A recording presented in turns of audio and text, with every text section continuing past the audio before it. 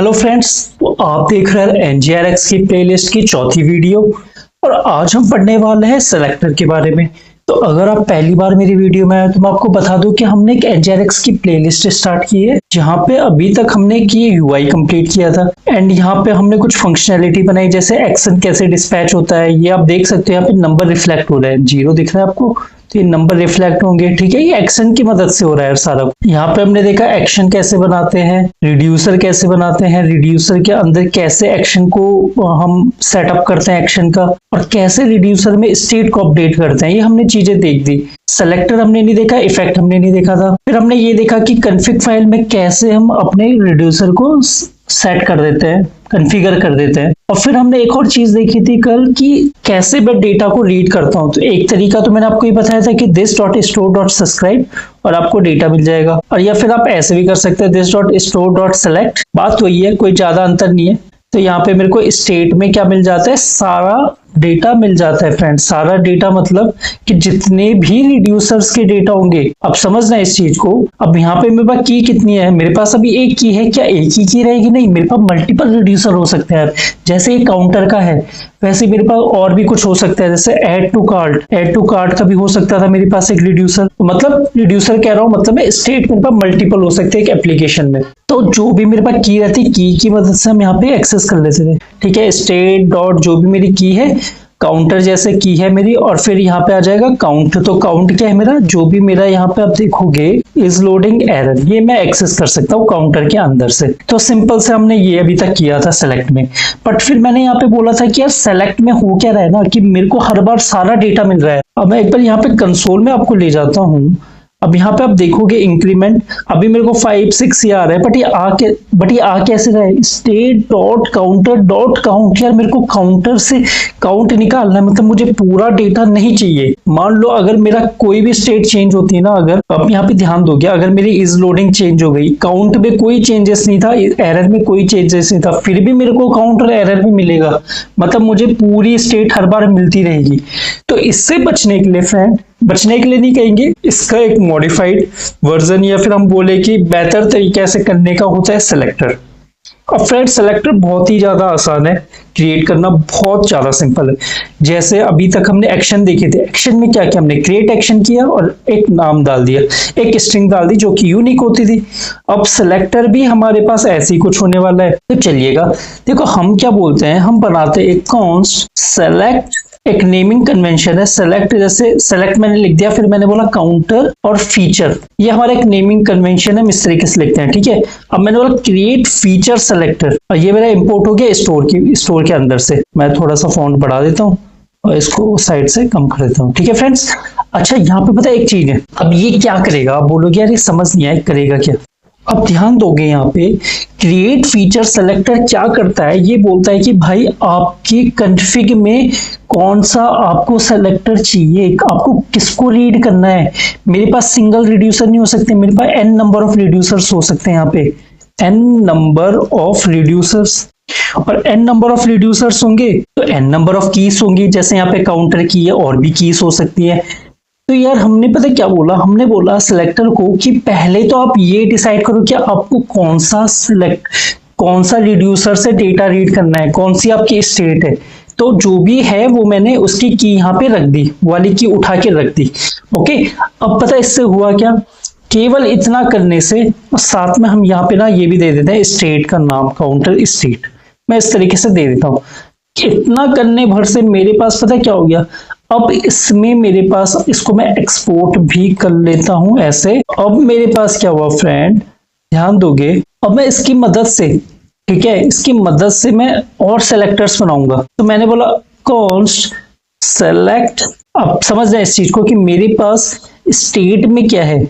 मैं यहाँ पे जाता हूँ, मेरे पास स्टेट में काउंट है, इज लोडिंग है और एरर है। मेरे पास 3 स्टेट है, तो मेरे को तीनों को अलग अलग चाहिए। तो मैंने बोला सेलेक्ट अकाउंट, ओके, और फिर मैंने बोला क्रिएट सेलेक्टर। क्रिएट सेलेक्टर नाम का एक फंक्शन होगा, और उसके अंदर मैं सबसे पहला पैरामीटर डाल दूंगा सिलेक्ट काउंटर फीचर वाला फ्लैग। ठीक है, ये मैंने डाल दिया, और सेकंड पैरामीटर में डाल दूंगा स्टेट। ध्यान देना फ्रेंड्स, मैं अभी समझाता हूं आपको अच्छे से। यार अब ये क्या किया हमने, केवल इतने करने से मेरे पास एक ऑब्जर्व सिलेक्ट काउंट मिल गया। अब इससे पता होगा कि ऐसे ये होगा कि मेरा जब भी काउंट चेंज होगा ना, केवल काउंट चेंज होगा तो ये ना काउंट को रीड करेगा। ठीक है, इसका सिंटैक्स समझना कि हमने बोला क्रिएट फीचर सेलेक्टर क्रिएट करो। और क्या है ये कहां से मिला मुझे? मैंने बोला जो कॉन्फ़िग में मैंने की डाली थी, ये कॉन्फ़िग में जो की डाली थी काउंटर, वही मैंने यहाँ पे यूज किया है। ठीक है, अब इससे क्या हुआ, ये केवल किसको पॉइंट करेगा? ये पॉइंट करेगा मेरे उस रिड्यूसर्स को, जो मेरे ये वाले रिड्यूसर्स को पॉइंट करेगा केवल, मतलब इनके डेटा को रीड करेगा वो। ठीक है जी। फिर मैंने बोला क्रिएट सिलेक्टर के अंदर डाल दो फीचर का पहला पैरामीटर फीचर सिलेक्टर, और फिर दूसरा पैरामीटर मेरा होगा एक कॉल बैक फंक्शन। इस कॉल बैक फंक्शन में देखो मेरे को मिल गई स्टेट। अब स्टेट में क्या है? सारा डेटा है स्टेट में, तीनों कीज है। ठीक है, स्टेट में क्या है मेरे पास? स्टेट में फ्रेंड मेरे पास रिड्यूसर के पास आता है, ये है मेरे पास काउंट इज लोडिंग एरर। अब मेरे को तीनों में से कौन सा चाहिए? तो मैंने बोला मेरे को केवल काउंट चाहिए, तो काउंट डाल दिया। वैसे ही मेरे पास होता है सेलेक्ट, मैंने बोला इज लोडिंग, क्योंकि मेरा इज लोडिंग नाम का भी एक है मेरे पास की, और यहाँ पे मैंने बोला इज लोडिंग, और फिर यहाँ पे मैंने बोला सेलेक्ट एरर, और फिर यहाँ पे मैंने बोला स्टेट डॉट एरर। अब यार ये क्या हुआ फ्रेंड्स? अब इससे क्या हुआ कि मेरे को जो भी डेटा सुनना है मैं वो सुन सकता हूँ केवल इनकी मदद से। डायरेक्ट मुझे इसको सब्सक्राइब करना है। चलो अब मैं यहाँ पे अपने टीएस में आता हूँ, और मैं कहता हूँ यहाँ पे इस वाले को मैं फिलहाल कमेंट कर दूंगा, ध्यान देना।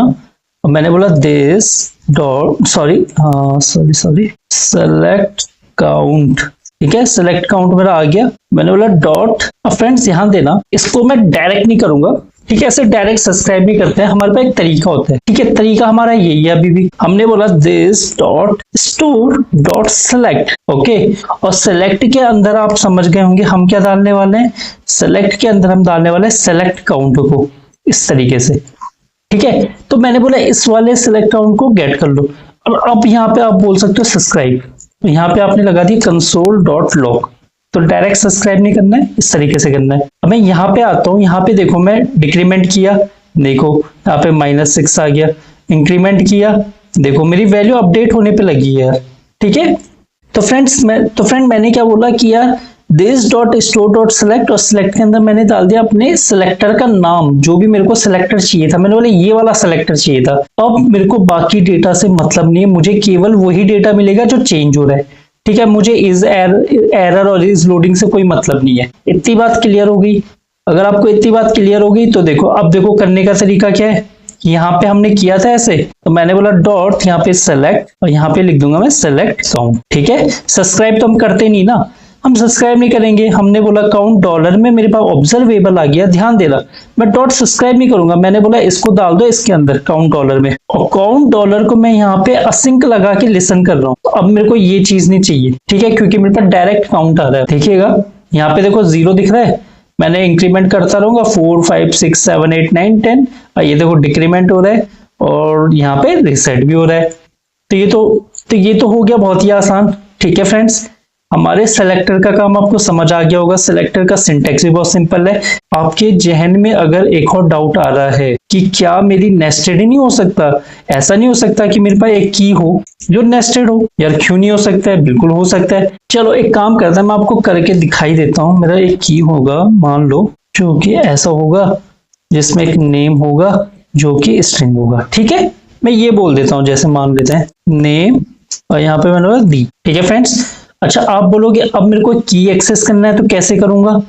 अब ध्यान देना, मैं सेलेक्टर में जाके क्या कर सकता हूं? आप बोलोगे की का सेलेक्टर बना दो, सेलेक्ट, और यहाँ पे मैंने बोला की, और यहाँ पे मेरे पास आ जाएगा स्टेट डॉट की। ठीक है, अब स्टेट डॉट की में क्या है मेरे पास? स्टेट डॉट की में मेरे पास आ गया ये वाला ऑब्जेक्ट। अब इस ऑब्जेक्ट के अंदर भी नेम है यार, नेम नाम की है। हो सकता है इसके अंदर और भी हो, इसके अंदर एज भी हो सकता है।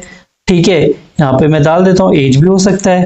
अब क्या मुझे उसे और ब्रेक कर सकता हूँ सेलेक्टर में? देखो मैंने सेलेक्टर बनाया, सेलेक्ट की, तो मेरे को सेलेक्ट की में क्या मिलेगा? सेलेक्ट की में मेरे को एक ऑब्जेक्ट मिलेगा जिसमें नेम है और एज है। बट क्या मैं इसे फर्दर ब्रेक डाउन कर सकता हूँ? तो मैंने बोला हाँ जी बिल्कुल कर सकता हूँ। कैसे?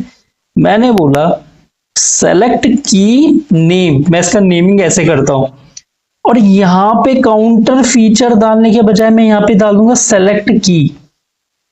ठीक है, अब मेरे पास यहाँ पे स्टेट डॉट नेम मिल जाएगा, यहाँ पे फ्रेंड्स मिल जाएगा।